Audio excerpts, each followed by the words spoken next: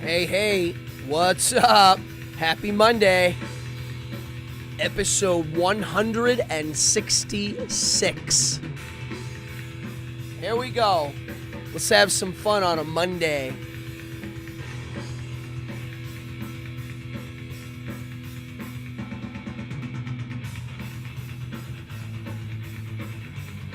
Yeah.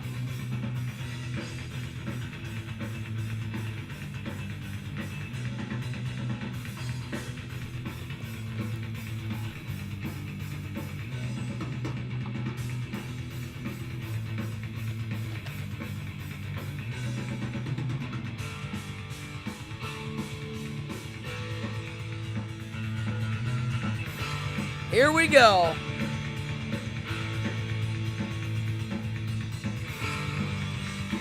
Come on in.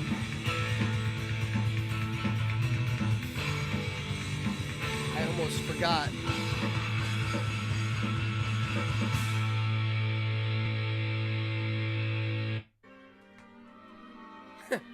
Love my edits. Happy Monday. Here we go. Oh, we already got good stuff going on in here. I love it. What's up? Evening hour 166. It has been a while. Yes, it has. Come on in. I'm just getting settled. Lots to do. Why is my chat not refreshing? The chat on this is being goofy. There we go. How's everybody? I'm a little frazzled. Let me turn down the music. It's a little jarring in here right now. Can you hear me? How's it looking? How's it sounding? We got a crew in here already. I got a juicy one tonight. Tonight's one of those ones that goes for a while. I already see that we got a good group in here. I'm going to try to be reading the text, what do you call them? The chat all night. I don't have a moderator, so I'm doing my best to keep up all at the same time as things fly. I already have questions here. Masonic Traveler. We'll get to that in a second. If I forget, remind me. I'm going to address your question sooner than later. Yeah, thank you. I think I saw a tip come in already. How quick was that? Thank you very much. Yes, this is a chat show. As you can see, it's live. If you're watching the rerun, you should still check out the chat. Bruja, Florida, FL, thank you. All donations mean a lot to me. I work as a performer full-time, so this is anything coming in. Beautiful, thank you very much. I appreciate it. I am drinking root beer tonight. Mug. I haven't had it in a while. What a great drink. Come on in. We got a good crew in here already. Let's see. Yes. Yes, I was walking around a carnival in that movie. That is Coney Island, USA proper. That is the actual Coney Island. Luna Park. Oh yeah, I've got some things set up here. My new mascot, Mr. Godzilla, the greatest toy ever invented. Let's see if I can get it to operate. Now, there's one flaw with this toy, and that is the power on and off system's kind of terrible. Let's see, is he operative? Oh, there he is. Hi, buddy. Hello. Oh, yeah. Yeah, let me see something here. Is he, oh yeah, here he goes. He's gonna let it rip. Whoa, it just shorted out. Oh, there he goes. Whoa. Wow. Is that not the greatest toy? Yeah. Any new movies? Anybody see any new movies? Before we get into the juice, I've been busy. I've been out and about. I started getting more work now. It's spring season, and it's also turkey hunting season. So last week was first week of turkey. Not good. The turkey populations are low. So I'm going to go tomorrow for a few days. I think 2 to 3 days maybe. We'll see. It's turkey season. I love the spring woods. I love hiking in the woods. I like going deep. We have a good time. But yeah, I've been very busy on the Monday, Tuesdays. And the weather's starting to get better. I'm in New York City. I'm on the beach. It's been a lingering winter. Not very good. Rick Sherman, what's up, brother? Dune 2. So you saw it. I haven't seen Dune 1. It doesn't make it through my 2-year filter. Late Night with the Devil. Great. Okay, a lot of you saw it. Did you guys see my review of it a few weeks ago? I enjoyed it. I had a couple little problems that I have with most possession films. But mostly, I mean, yeah, it's pretty well made. I luckily got to work the promo for it, and I believe who won the program. I sent somebody a program. I apologize for not remembering. Was it you, Bruja, Florida? It might have been. Yeah. So here we go.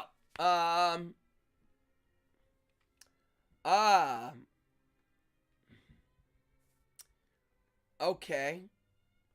So, Masonic Twitter had a question about why carnivals are considered, quote, satanic. Is that the question? Well, I chose the scenery. I didn't choose it. The filmmakers wanted a scenery that was conducive of an environment that I enjoy and I work in, because I work out there all the time, and I live on the beach. So I work on the beach, I live on the beach, and they wanted that. So, well, for me, you gotta first give Satan and Satanism a definition. So anything that's satanic, like a carnival or whatever, someone's going to use the word to describe, you would have to say, well, you're saying that it's got the same characteristics of, quote, Satan, right? So what characteristics would there be? Well, it depends who you ask. If you ask somebody who's very religious and believes the root of all evil is the devil, something satanic might have a very different definition than someone who does not believe that. My definition of Satan is, if you said, boom, Satan, describe, it would be like handsome, mysterious, creative, funny, envelope pushing, rebellious, challenges the quota, deep thinker. Those are the things, of the world, of the carnal, of the material world. Those are how I would describe it. So, hence the carnival. It's a glorification of the material world through sights, sounds, smells, excitement. In the old days, carnivals had burlesque shows. They had horror, dark rides, things like that. So, there we go. Mamma Mia in the house. What's up, Mama? Me and my mother had dinner in a famous New York restaurant the other day that I have never been to, and it's very close. Don Pepe. Excellent Italian food. The leftovers were even better. So, like, for instance, that description of satanic could be used to describe a car. Anything. It could have those qualities. And so that's how that word is thrown around quite a bit. Does that make sense? Yeah, my mother and I were like, let's go there this week because Mother's Day is going to be busy. So we'll do something else for Mother's Day. I don't know if that answers your question, but that's basically my response. I mean, carnivals have been always where people are tempted with gambling games, games of chance, sins of the flesh, burlesque, the sideshow, highlighting God's, quote, mistakes. Remember those? God's mistake. And it would have a sideshow freak. Well, I would call those satanic. as would a lot of people probably in this chat room. But I'm coming from an angle of where Satan isn't the root of all evil. He's the champion of real mystery, excitement, discovery, curiousness. You know, I was told as a little kid, don't ask too many questions by some of my teachers and religious leader types. And so that would be, you know, asking questions might be satanic, which is hard to believe, which we'll talk about today. Hey, bada boom, Garmus with $6.66. I like that. Thank you very much. Bada bing, bada boom. Thank you very much. Yeah, that's my answer. I saw the new Godzilla movie, the American one, and I liked it. We are the weirdos. Yes, we are.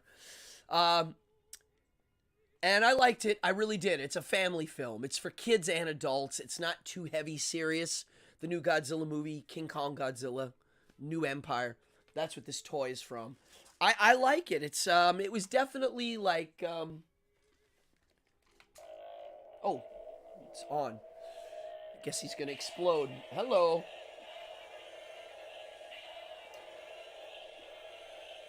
Believe it or not, the smoke coming out of his mouth is cold. I'm not kidding. All the 7 deadly sins are, yes. Yeah, there you go. Exactly. Thank you very much. You have the greatest name. Garmus Mingland's Soiled Boxers. So, I got to see the new Omen movie, and I liked it. I thought it was... It felt like a movie shot in the 70s. Not because of the retro... I mean, it looked retro, but the way they moved the camera around was very kind of old-fashioned to me. I loved it. The movie takes place in a monastery, like a nunnery. It's a prequel to The Omen. And I enjoyed the first... I like the Omen series. It's okay. It's good. The first one especially.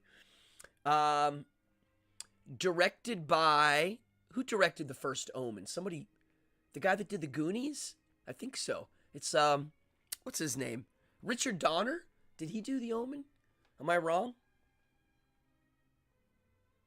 You never saw The Exorcist? Huh. It's really good. The acting is good. I'm so curious of what you would think of it after all, 50 years of hype. I'm curious. I would love to watch it with you to see your reaction. Yeah, I mean, it's a good movie. I mean, it still pushes the envelope.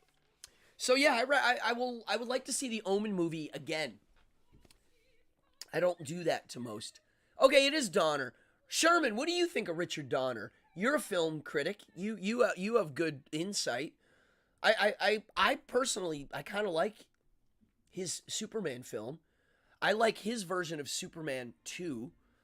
I like the Goonies. Who did Popeye? Altman or Donner?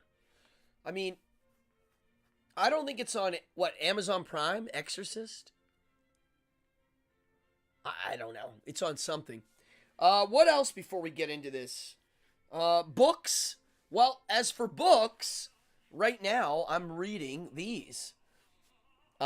This book here, excellent translator, Walter Kaufman. The Birth of Tragedy is Friedrich Nietzsche's first novel, and The Case of Wagner is one of his last.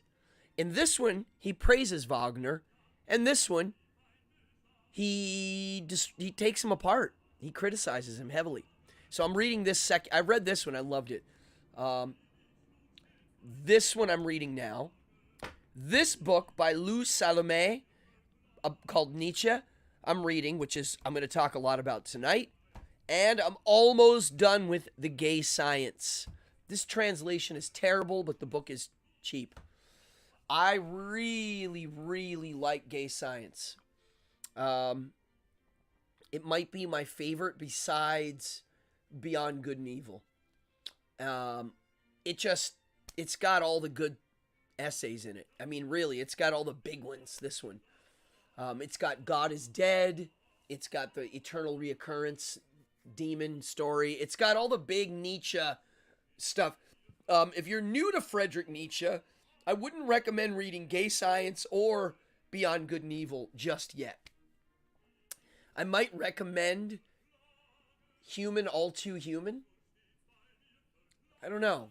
It's hard to say. His books all say the same thing in a different way. So, yeah. Anyhoozles. What else? News? Well, there's a lot going on in the news. And as you know, as politics go, I try to stay out. I made a post on Facebook the other day. And mind you, the only political game I enter into there's a few. And it's because of my work. One is free speech, which I'm going to talk a lot about tonight. And number 2 is self-preservation. Gun rights. Body autonomy. Things like that.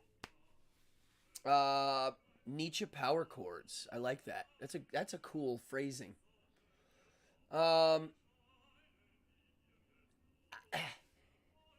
Yeah. So,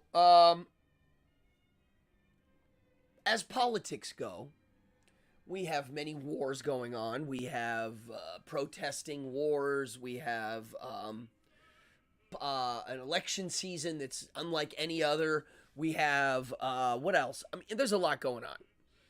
Let's just say this is the closest I've ever seen World War III in my life.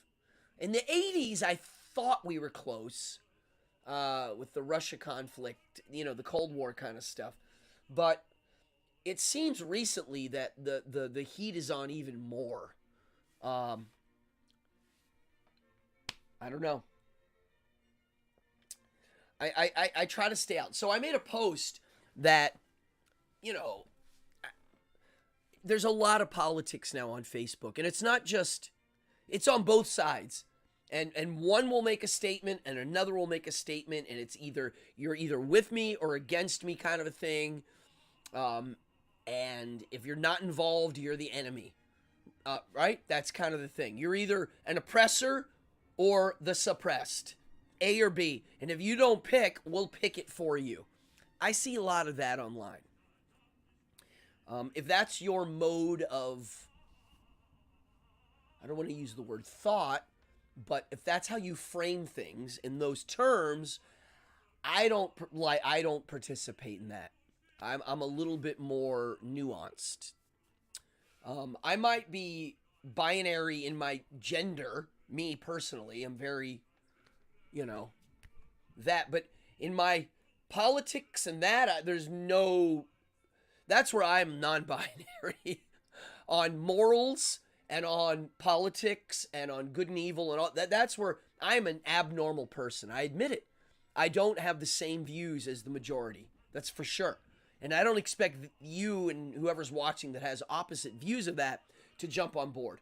How could you? It's not you. So I made a post that it's political season and I'm going to start not blocking, but unfollowing.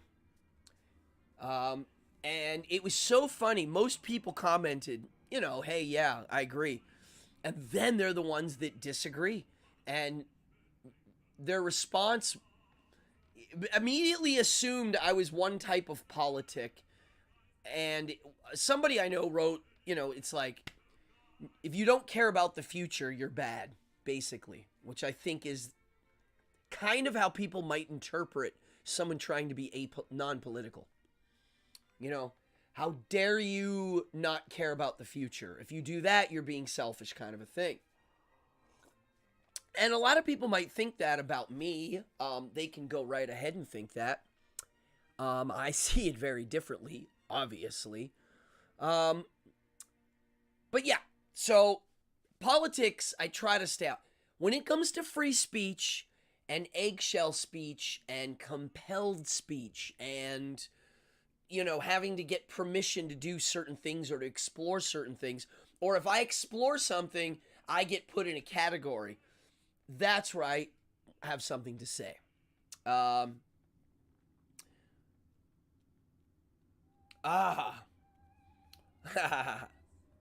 Thank you very much, Mr. Dark Alchemy. So, yeah, that's my view on politics. And how I share it online. I don't pick a team. As you know, I don't vote in two-party elections. I think the elections have been rigged for many, many years, and it got easier with the two-party and it's because it's not rigged election day. That's a real election. It's rigged in the primaries. How could it not be? They're not real elections. They're just a political party choosing who you get to choose. And they make it look like you kind of have a choice in that matter. Listen, I'm a magician. This is how we do magic tricks. We give you a free choice at the end, but they're all the same, even though they're all, quote, different. See what I'm saying? I'm actually telling you a lot about how magic tricks work. That's how I see our modern, that's how I see how elections work today. It's, we'll let people vote, but we get to pick who you vote for. And not only that, there's lobbyists involved. I don't think people understand what the lobby game is and how spread out it is. I mean, my mama in the house worked for a really awesome, famous doctor, and she was the assistant. And she'll tell you the stories of how he got lobbied constantly. And they've changed the rules, like they can't send hot girls to the office anymore, but they have other ways of doing it. She'll tell you right in here. I mean, they really do. They give you incentives for doing things. And people don't realize that's how government works too. I mean, how could it not? All things must expand, and they're trying to expand however they can. Fallon in the house. Happy Walpurgisnacht. So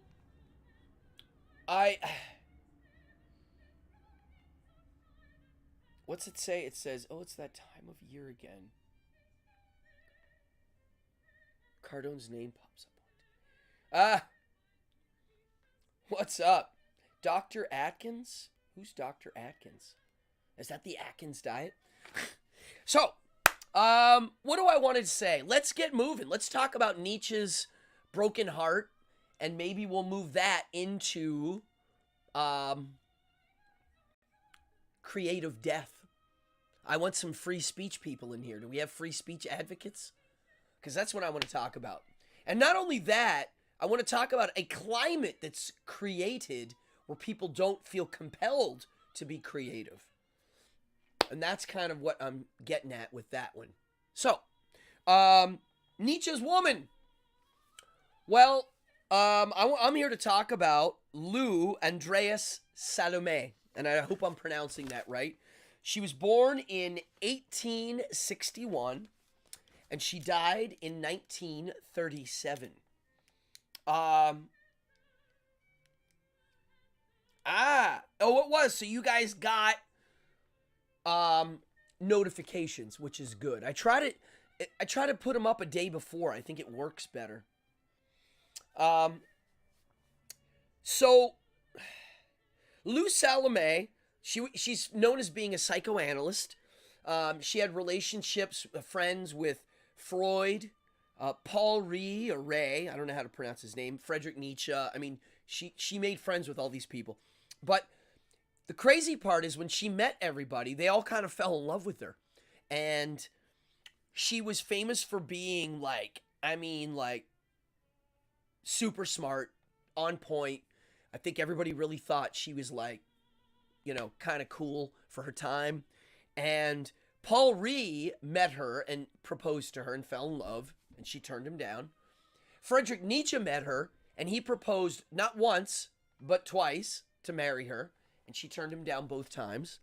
And then she suggested that they all live together in a art kind of a commune, and they got an apartment together, all three of them. And they both guys agreed. So I've always been fascinated by her and their relationship and what it meant. And there's a very famous photograph, which I'll show you, they took. You tell me if this isn't crazy. Look at this picture. That is Lou Andreas Salome holding some sort of riding crop, getting pulled by Paul and Fred. And I'm this is a old-fashioned version of a funny picture. Kind of like something you would take at a carnival. They have it kind of set up at the carnival and you pay them a nickel. And, don't forget, when they took pictures back then, the shutter was slow. And so you couldn't move. So that's hence the no smiling. This is late 1800s. And so I was so curious. Did these people hook up? Well, it looks like no. Because she eventually ran off with Paul Ree. And I think they might have had a relationship without Uberwoman. I love it. I love it. Bruja, Florida. Yeah, right? I mean, think about her in that time period. She was kind of a boss dog, right? She was... she had people chasing after her, and she was calling the shots. And I've always been curious if they were hooking up. She eventually married some guy, and I think they didn't even sleep in the same bed. I think it was some sort of, I don't know, she might have been asexual. Who knows? Whenever I hear about that, we assume all sorts of things. And I don't like that. People assume so much. Now, we can assume some things by observation, but some things are far jumps. And whenever I hear someone's asexual, maybe they have some sort of physical ailment. I don't know. Who knows? Oh,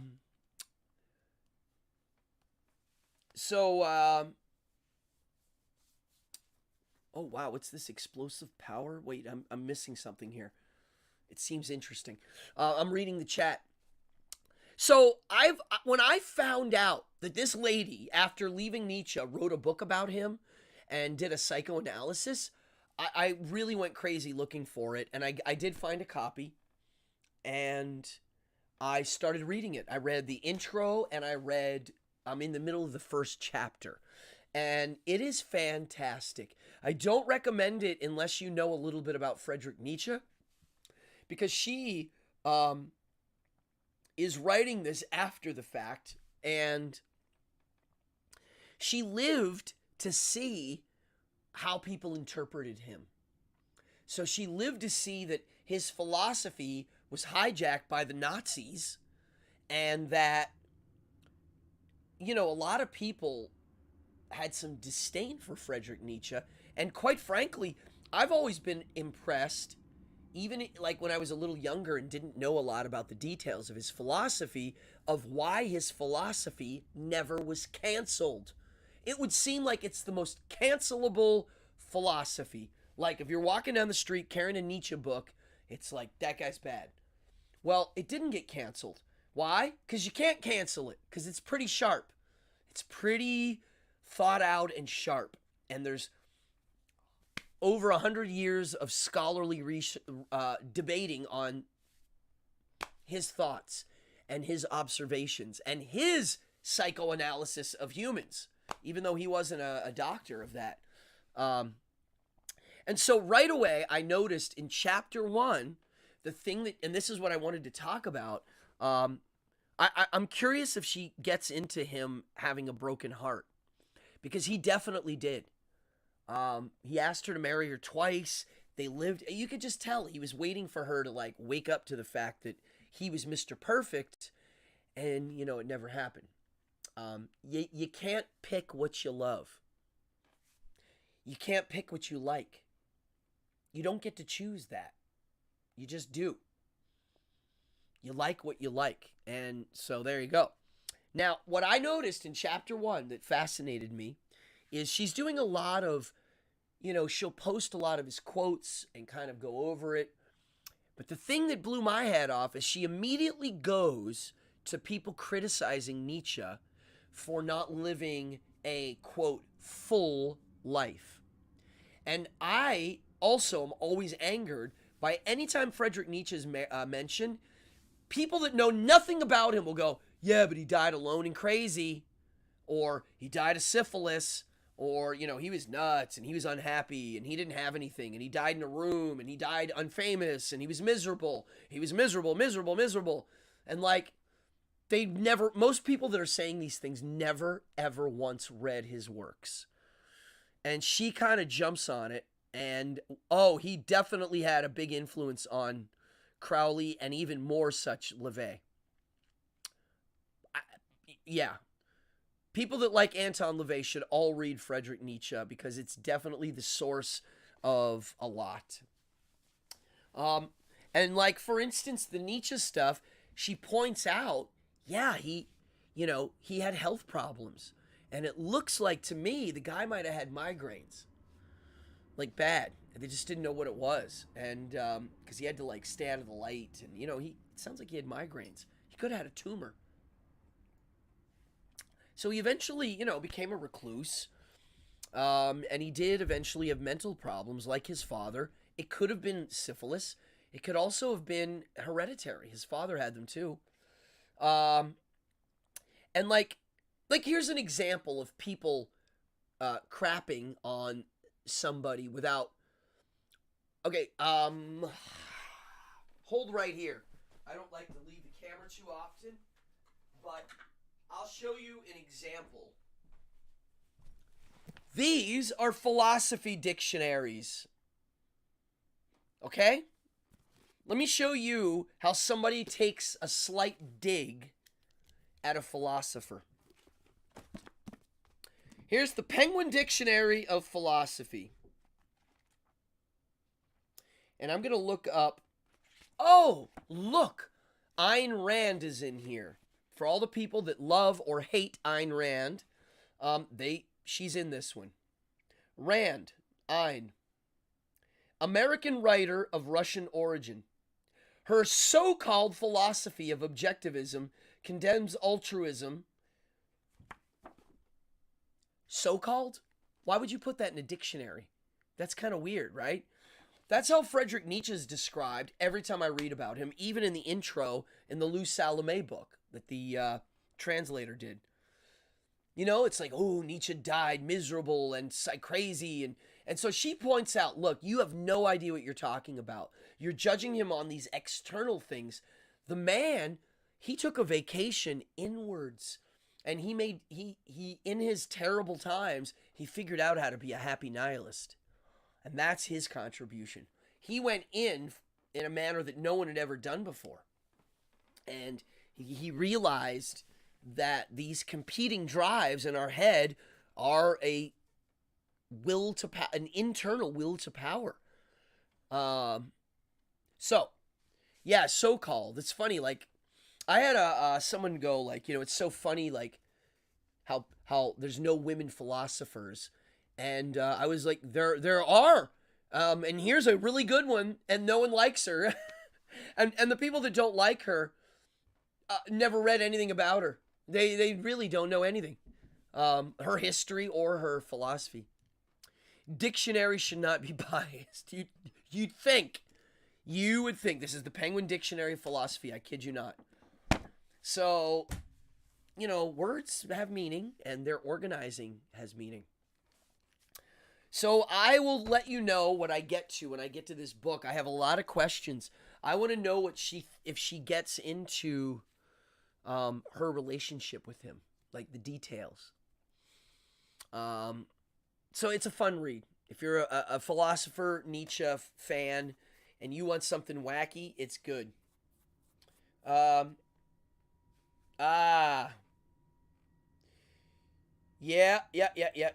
He was surrounded by religious morons. Yeah, and at the time period. What year is the dictionary? Ooh, good question. I will tell you. This is the Penguin Dictionary of Philosophy.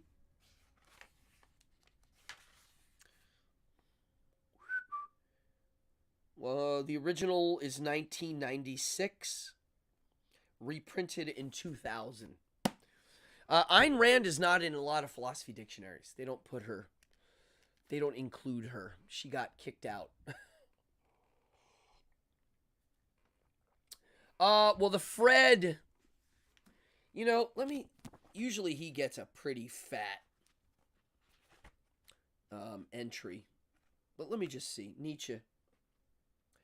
Best known as a radical critic of the Western tradition, with its belief in truth, morality, and God. God is dead. Yeah, it's not using... Nietzsche's home environment was dominated by women. His father, a Lutheran clergyman, died when he was 5. Yep. Yeah, he was raised with, like, sisters and a mom. Yeah, oh my God, his entry is pages long. But yeah, it doesn't immediately criticize him as like,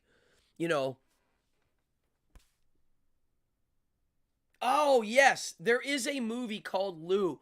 They made a movie about her and her little relationship with these two guys. I saw a little bit of the trailer. I think it's a French film or a German film.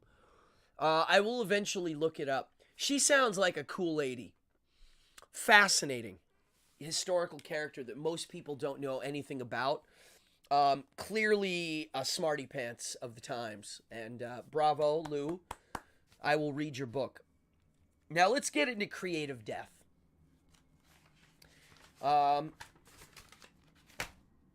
Seinfeld recently, there was a meme going around that, and I don't like the word wokeism or woke. I don't use that word. You'll never hear me use it because people that use that word immediately put themselves in a category, and even if they don't want to be put in the category, and people from certain other, quote, teams, if they hear that word, they'll put you in a category.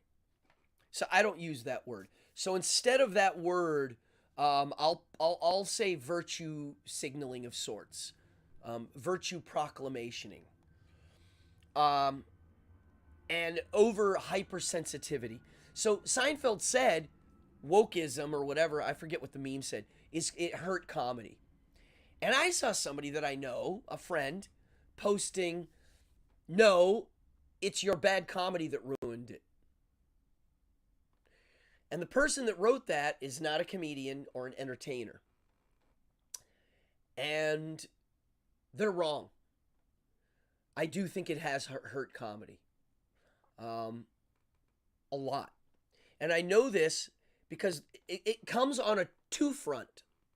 And one is the eggshell part, and two is the objective parts, where if you get booked in certain venues, like colleges, they kind of make you sign an agreement that you're not going to, quote, offend. And so the person that said it has no idea what they're talking about. And obviously at their work environments, they've never had to sign any papers. Now, I have not yet ever been asked to sign a DEI document or any kind of document where I'm like, yes, I admit I have white privilege. I have this, I have that. I'm naturally a racist because of my whiteness. I have yet to have that handed to me to sign. I know people that have, because they have to do like a DEI training kind of a course. And city jobs are doing it, government jobs are doing it, and a lot of the big shot corporate jobs are doing that. I haven't had to sign it as a performer yet. So it is there. It exists, and it in some ways it seems like it's growing, and in some ways it might be hitting a plateau of sorts. I don't know. But it's something that seems recent, like in the last 5 years, that really got cranked up. And as comedy goes, well, one of the things in comedy is making fun of things, poking holes and taking out the gas of certain things, and using stereotypes for humorous purposes, and finding the stereotypes that are accurate. And that's why you laugh. You go, ha, that's true, you know? And so, yeah, it's created an environment. Now, we're seeing it with anything on the corporate level. Anything that has to be mass appeal can't offend anybody. Or make someone feel left out. Every box has to be checked. Now, I can see why a company would want that. It makes sense, you know, that if you're going to make a product, it's for the biggest group known, right? I mean, it means more money. It's got, you know, there's an advantage, a financial advantage of it. I get it. Again, everything must expand. This is why I play devil's advocate to the things I'm going against constantly. Books on lesser magic. Command to Look. Mortensen. Big one. Comedy is a burlesque, making fun of the world and its norm. Yes, comedy is burlesque. Drag is a form of burlesque where you're doing that with gender play. You know, you're playing with the norms and poking fun at them and exaggerating them. And if you're doing drag, yes, you're exaggerating lady qualities, whether it be, or male qualities if you're doing drag king, right? You're making fun of it in a way that's celebrating it. And yeah, so the where does it get to? What, you know, what, everybody has to be on the same page now. There's not a room for multiplicities of ideas where not everybody is invited. Not invited, but invited mentally. Like, it's not designed for these guys to get. It's just not their thing. You know? Just like how role-playing games, there are people that cannot wrap their head around what that is. And how do you play that? How do you... What is the gameplay like? They can't even... So it's not for everybody. How could it be? And in role-playing games, you do sometimes play the bad guys. And you do questionable things in the game where you are... And I did a whole show on it. Watch it yesterday. You're pretending like you have different morals. And sometimes they're not good. And in the game, you can. Why? Because you're not actually hurting anybody. You might be hurting your subconscious if you're weak by experimenting with morals. Don Webb, How to Become a Modern Magus. Don Webb was the guy that was the boss of Temple of Set. Am I right on that? Yes. Sean just dropped the new Dungeon Degenerates. Yes. I know. Is that what that is? What's HOD? I'm terrible with all... Oh, Hand of Doom. Yeah, he did. There's a new one. It's there's a new set coming out. Yeah, I forgot to mention that. If you look below, there's a link to his page. Goblinko. They're unofficially a sponsor of the show. I mean, I talk about them all the time, and he does give me stuff to give away. He does, and I gladly do. I'm a supporter. He's got a Kickstarter now, Goblinko. Magus of the Temple of Set. Yes, I knew that. I'll check that book out. I'd love to see it. So, yes, where are we here? I'm going to like this. Look at this baseball bat. Beat on the brat with a baseball bat.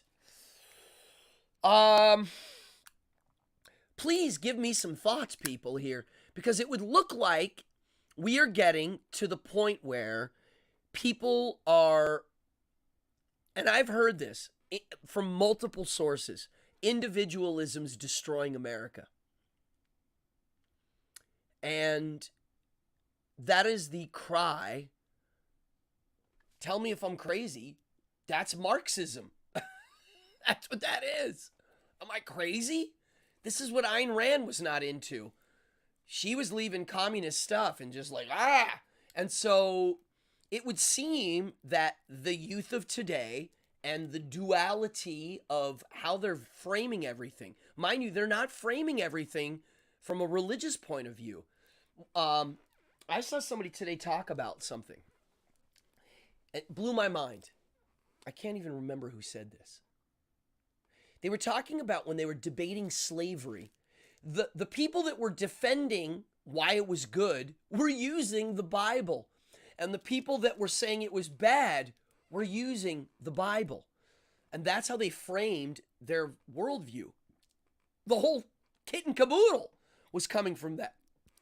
Fast forward, God is dead, Friedrich Nietzsche says. His proclamation was accurate. He meant we don't need God anymore. It's being replaced by some other things, not the church, but governments and things like that, right?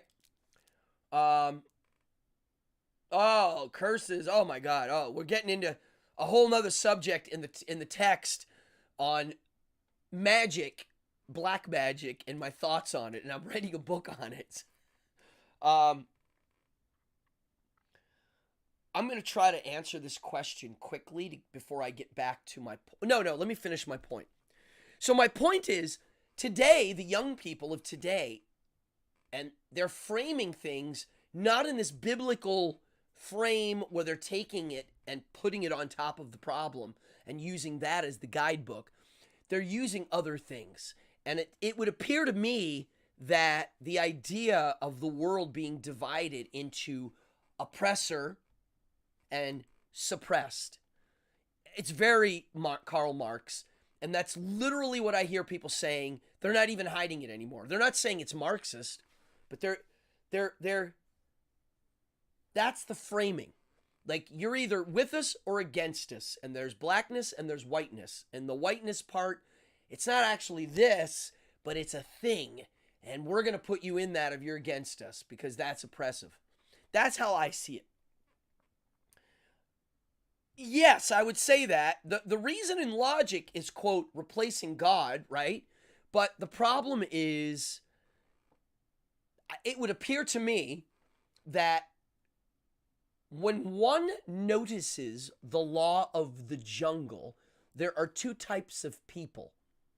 And when I say notice the law of the jungle, that means they notice the actual rules to reality, which might is right is part of that.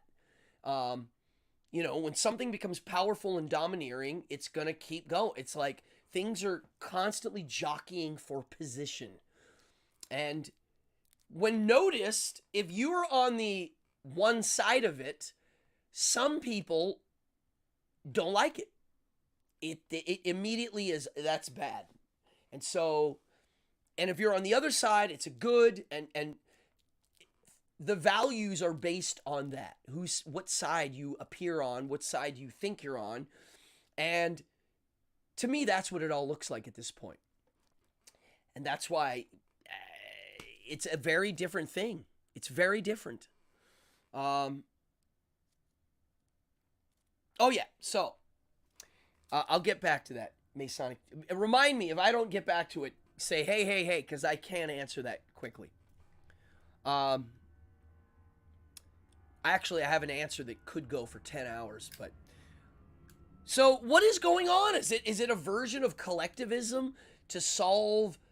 They want to overthrow capitalism. I heard somebody say it today. I was flipping the news on the YouTube news, and I saw some kids screaming about down with capitalism because that's what Israel represents. And, it was like very much a political message as the root cause of the behavior they don't like.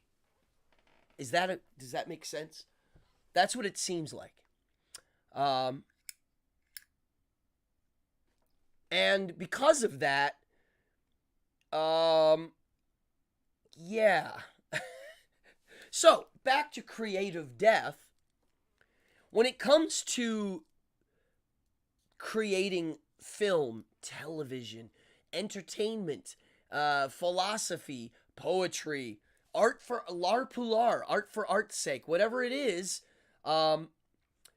if you want to show it, not on your front porch, but put it here on YouTube, or publish it on Instagram, or publish it and sell it online like Amazon or wherever. There are now filters that do say you're not allowed to have certain types of speech, and hate speech is one of them. And we just got a hate speech law, it looks like, pass the anti-Semitic bill. Now, if you say you're against that, you immediately get put on an anti-Semite page. You do. How could you not? If there's an anti-Semite bill and you're against it, you're an anti-Semite. It's built into it. Yes, Fallon. Yes. So, it looks as if the new bill is you can't criticize Israel politics. You know, there's like certain things that you can't do. You can't show stereotypes unless you're doing it with other things. You have to like be able to compare and contrast now legally. I don't think we've ever had anything like this pass. I think it's really bad. I think it's dangerous in a can of worms that we haven't even thought of. Clearly, they didn't think it through, because the can of worms is really bad. You know, as soon as one group gets the "you're not allowed to make fun of these guys," it's what's next? Blasphemy law, like Poland has? Poland has blasphemy laws. How are they allowed to have that and be a part of the EU? I'm curious. Anyone know?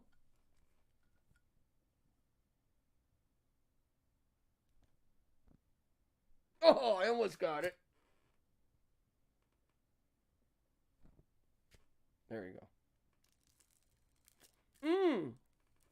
So,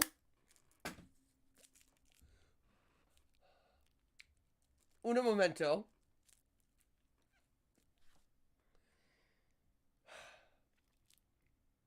Individualism. There was an article, I don't know where, it was about how individuals are going to destroy America. The idea of radical individualism is a bad thing for America. I and a few friends were tagged in it. I was like, oh, I guess I'm a radical individual.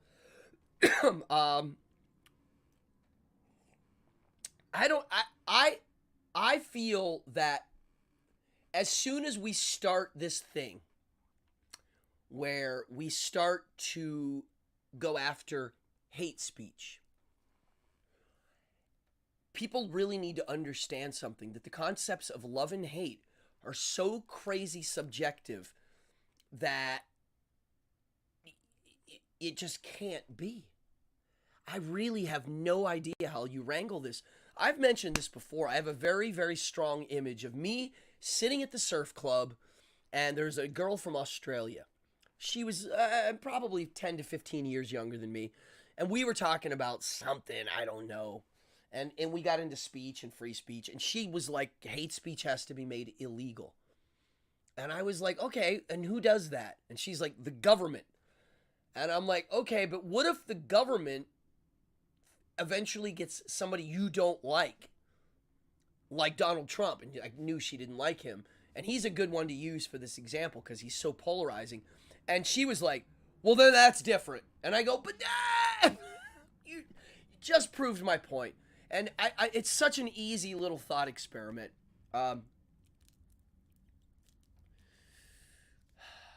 Yeah.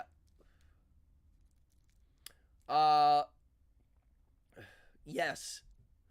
Well, once you create a special group where like for instance, anti-Semite is a certain name, but Islamophobe is a little different because you're afraid of Islam. But an anti-Semite is like calling someone a Satanist. You're evil satanic. You're an anti-Semite. You're an Islamophobe sounds almost like I feel bad for you because you have a phobia. Because phobia means an irrational fear of. I don't know if there's areas in the world where Islamists are blowing up things constantly. That would not be an irrational fear. It would be like, ugh. Notice nobody criticizes Mohammed or Islam openly. Why? Because they will kill you. They'll if you're a cartoonist, you'll get murdered. And none of the other cartoonists will stand up for you. Really. If I was a cartoonist, I always said after they murdered the cartoonists, every newspaper should have posted the cartoon of Muhammad, especially the non-Muslim country people. And it's not about being insulting. It's about setting some groundwork of values and how it actually operates. And it's like, look, you can do whatever you want. My country says you're allowed to run around and operate as such, and I won't stop you. You can party as hard as you want with whatever version of it you want, but you got to do it over there. Because your version of your party is all about shutting off my party. Now, I'll let you go over there and yell about it and scream about it and go right ahead. I'll cheer you on. I'll be over here doing my thing. And you won't like what I'm doing, so and you won't have to worry. I won't share it with you. You're not invited. I mean, you are invited, but don't worry, I won't bug you, right? That's the difference. It's like, look, we can, in my world, you can come and hang out, but you got to do it over there. And you can't come over and stop me. Their version is the opposite. Which one is superior of an idea? I don't have to answer. So, well, that's for you it's a compliment. Yeah, which is good. Yeah, things that are satanic for me are clearly mysterious and exciting. Right? I mean, a lot of people would say that even though they won't admit it. I mean, they'll think it, but they won't admit it. South Park. Yeah, but they won't rerun that episode. So, right? That's what I heard. They won't rerun the Muhammad episode. So what do I have to say about creative? Well, imagine where you have to live, where you have to have a license for comedy. You know, the Chinese system where they have to check on you. No, not good. How about heavy metal? I always joke, what's next? Let's predict it right now. What's the next thing to get attacked?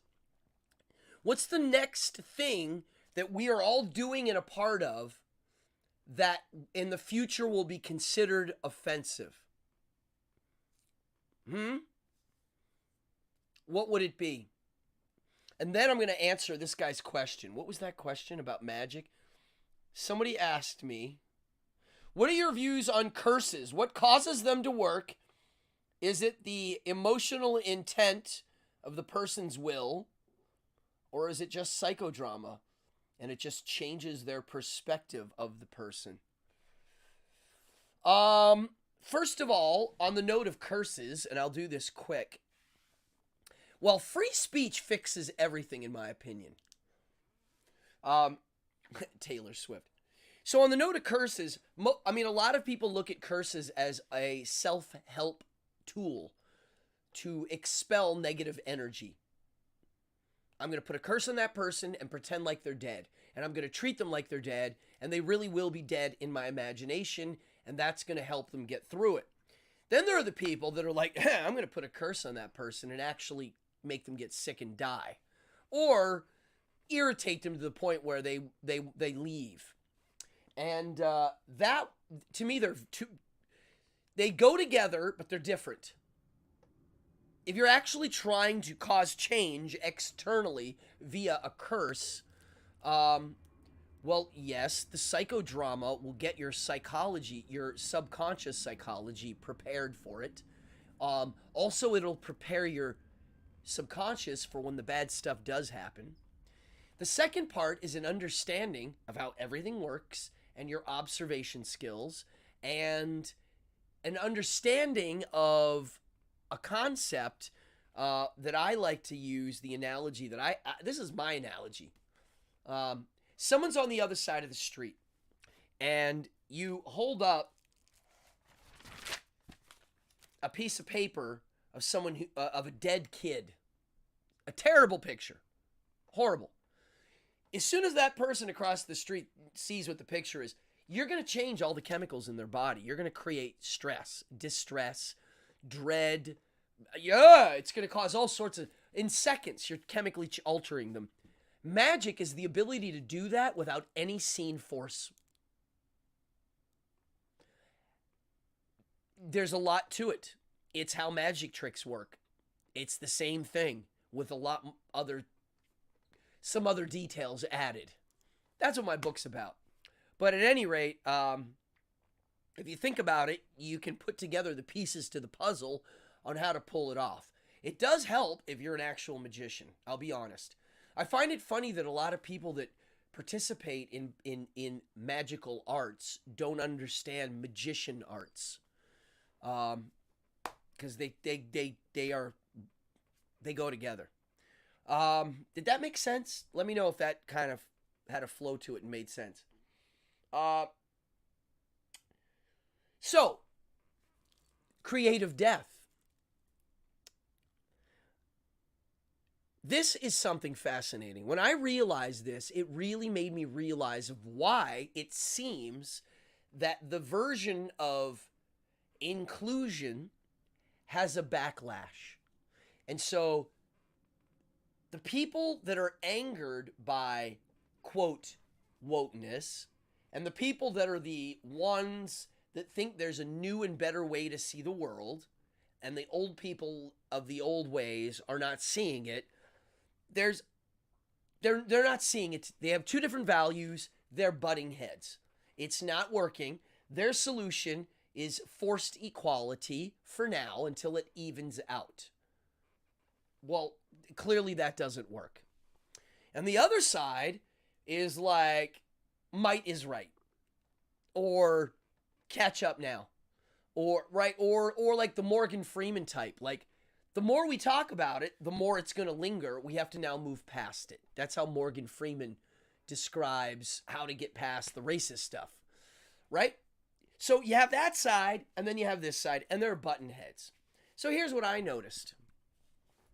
We evolved to run from negative energy. We did. All of it. Whether it be, ouch, I just got pinched, or the sun's burning my skin, or Joey's being annoying, whatever it is, you know, your significant other is in a bad mood, whatever it is. We've evolved. Our data processor is trying to get dopamine blasts and feel safe. And that doesn't, we evolved to go, nah. It's why people procrastinate. They're running from negative energy. As soon as there's a thing, an issue, someone's offended, someone proclaims they're offended, someone says, hey, I'm being dominated over here and I don't like it, whatever it is. And it doesn't matter if they're right or wrong. They might have a legit claim, sure. Whatever it is, we evolved to disassociate, right? Hey, Basement Access Mundi. Well, it's a repeat. Damn that Joey. Right? Okay? So we evolved to run from negative energy. So that's why, instead of all of these programs bringing people together to party, because, dude, that's where I'm at. I want to party with everybody. I live in a neighborhood that's very mixed and mixed and yet separate. We have a really like wild kind of like project set up. And then we got like a super duper like old school white guy Irish neighborhood. And then we got a bunch of people in the middle partying. And I like the mixed bag party. That's what I moved to New York for. I came here for everything. The fancy, the hood, black, white, Asian, the whole 9 yards, Indian, Southeast Asian. I want it all. That's why I live in Queens. I like all things. I like African art. I like French art. I like Japanese art. I'm here to sample it all. And that's why we, you know, in America, we invented rock and roll. And all sorts of great things. Because we are the melting pot. Were there times where people are severely discriminated? Yeah. Yeah. I mean, clearly. All over the world. In different situations, too. But here, pretty bad. Yeah. Yeah, we had slaves. It's terrible. And it seems like There's a healthier way that brings us together. And here's why I noticed it. Because people are segregating more now than ever. Way more than in the 80s. We have like very separate things going on where it's like blacks only, whites only. There's like, I swear the KKK population's going up. It was shrinking. And as soon as people started squirting lighter fluid on it, it started going up again. They were dying out. There was one time they came to New York, the KKK, to protest. And everybody showed up and were screaming at them. And dude, what if nobody showed up? No news, no cameras. What if people walked right by them and didn't even notice them? It would have been a flop. But people can't do that. They got to go scream. So my theory is by putting a magnifying glass on some of the problems, you're actually making it worse. It sounds crazy, but it seems like I'm trying to find a better analogy. It's like it's making people not want to deal with it. So instead of dealing with it, they're splitting off and going and hiding and separating instead of hanging out and putting a hand out. Hi, come party with me. We're different.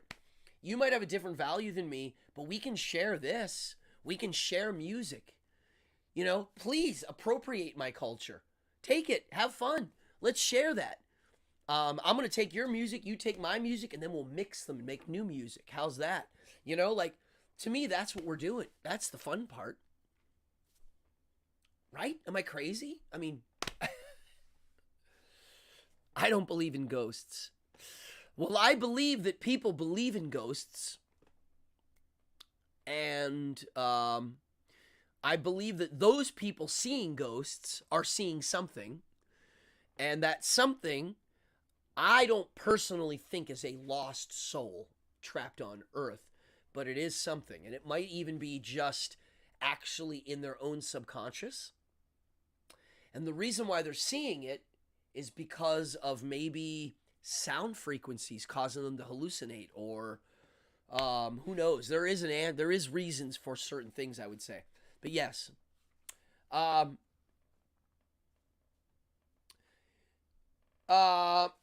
yeah, since it's so bad here. Well, a lot of people have never traveled to other countries, and they don't understand the ideas of free speech. And look, as far as I know, we're one of the only countries that has a free speech law as loose as we do, and a gun law that's pretty loose. I mean, I wish it was looser. I'll be quite honest. I've done shows on it, but we have that here, and it's very lucky. And those, oh, it was a KKK joke. Oh, I got you.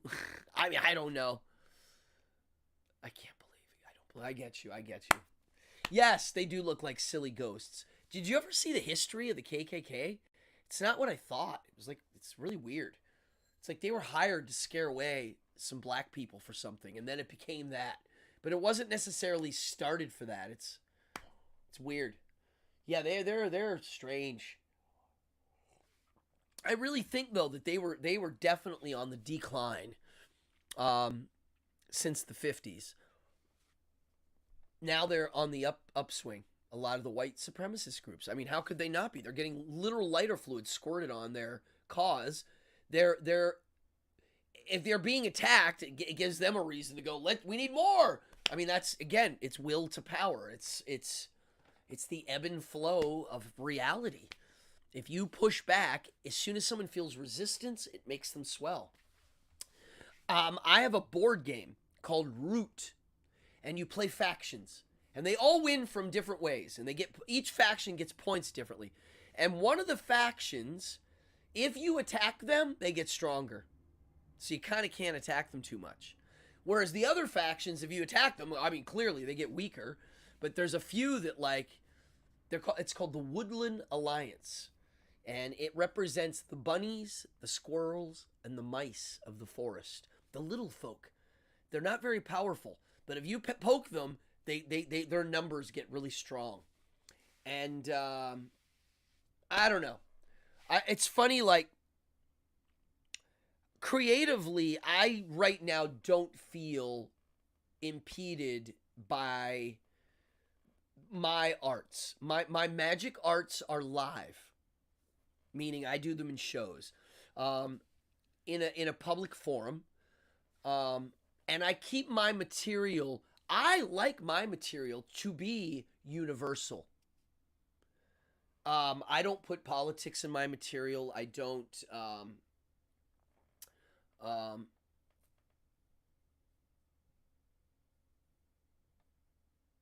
oh yes, yes. Dark alchemy. Yes, there are little associations from these old towns. Yes, we had one where I grew up from another area in Italy, the Abruzese Society. We used to go to those too. The Sons of Italy was the other one we went to. Um, um, what's this? What was I saying? Yeah, let me make sure here I got my points because, folks, I could talk about this forever. Um, People notice. Oh, yeah, I think that's what we're watching. We're watching everybody bug out because they notice entropy and they notice will to power. And there are people that when they notice entropy and will to power, they don't know what to do. Some people want to jump off a bridge. That's fine. That's an answer. I would say it's a bad answer, but people do it all the time. The second answer, when confronted with, oh my God, the world is harsh and we die. What's his name said it? Camus. Philosophical suicide. They sign up for a cause. They pick a team, a very specific team. It could be a religious team or a political team. It could be a fraternity at a college. It could be any team. But it's a team, and I mean a team, like the kind you gotta like pay money to all the time, and you gotta, wear a certain outfit, and they have requirements, and you gotta follow the rules. They pick a team and they go for it. And then you have the people that pick no team and kind of try to figure it out. And they're the rare ones. And that's what it seems we're confronted with. Our country has a free speech law. In that, you can say nice things. You can also say mean things. Terrible things.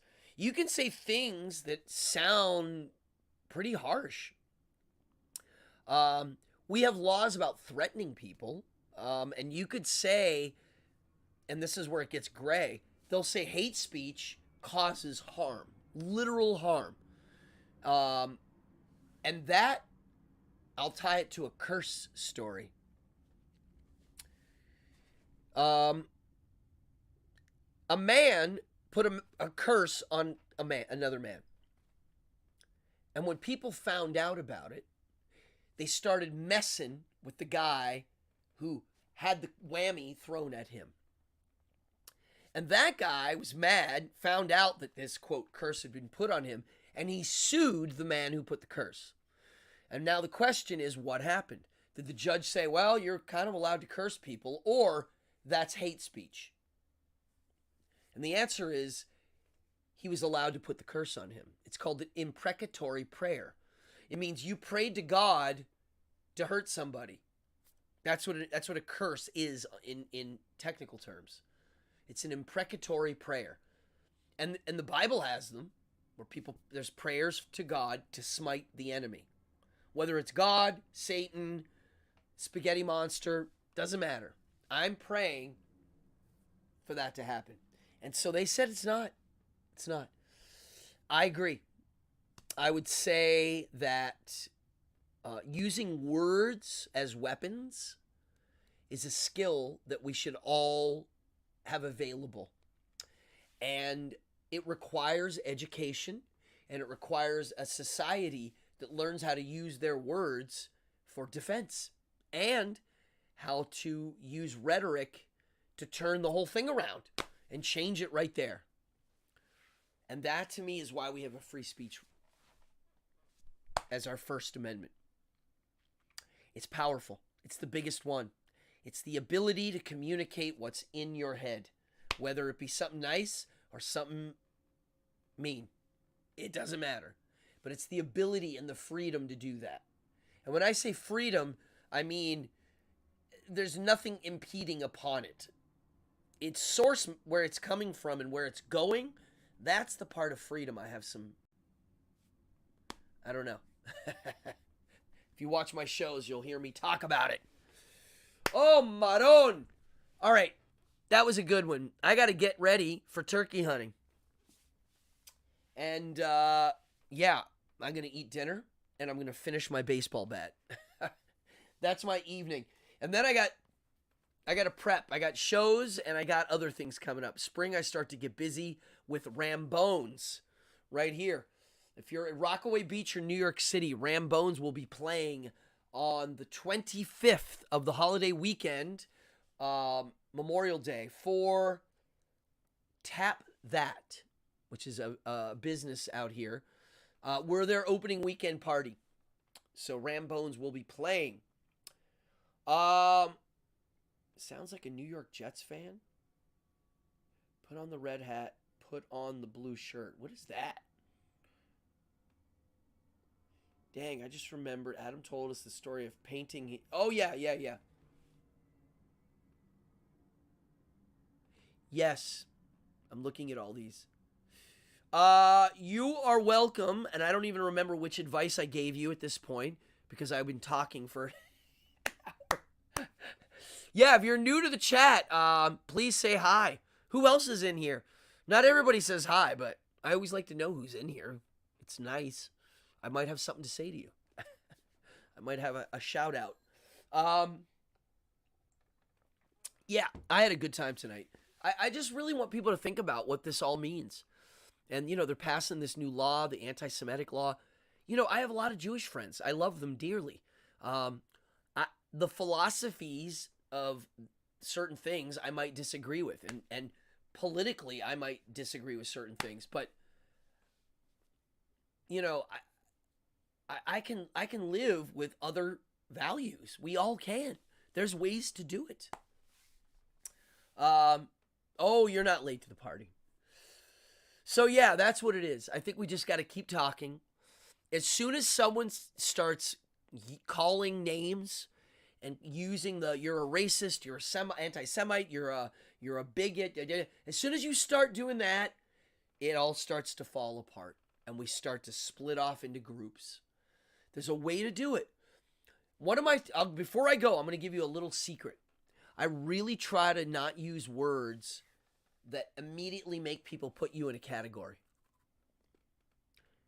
I try not to use them. People are trying to put you in a category. Even if you're trying not to you're going to get it.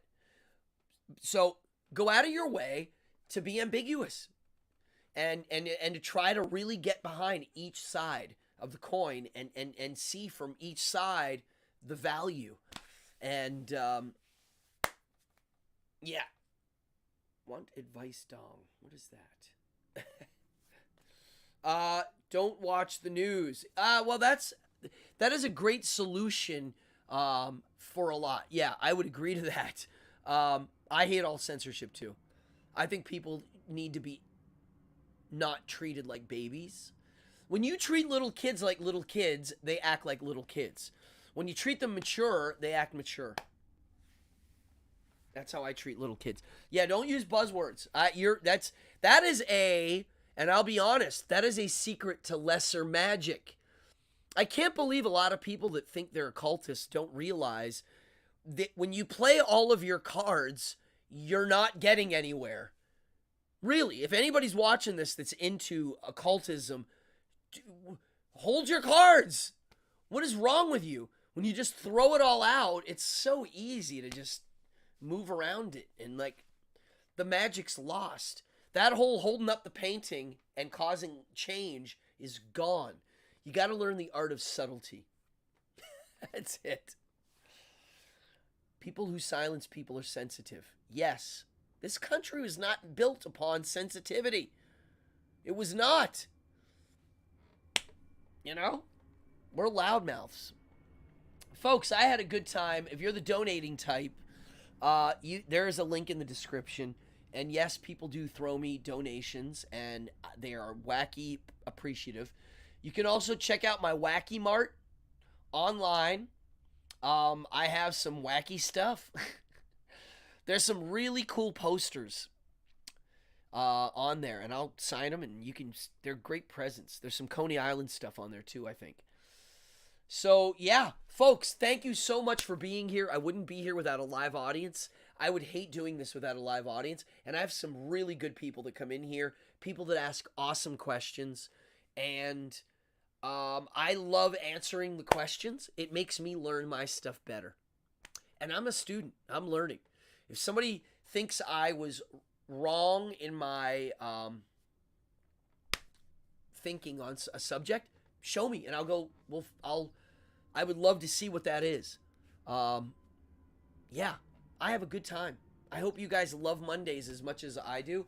Mondays, it's like the week has begun, and I'm that much closer to finishing the week. You know, it's like I've started. It's the beginning. We're in it. Ashworth, thank you. Yeah. We need to be shocked and uncomfortable sometimes. Yes, Benjamin. Well, again, resistance is where growth comes from. We need resistance.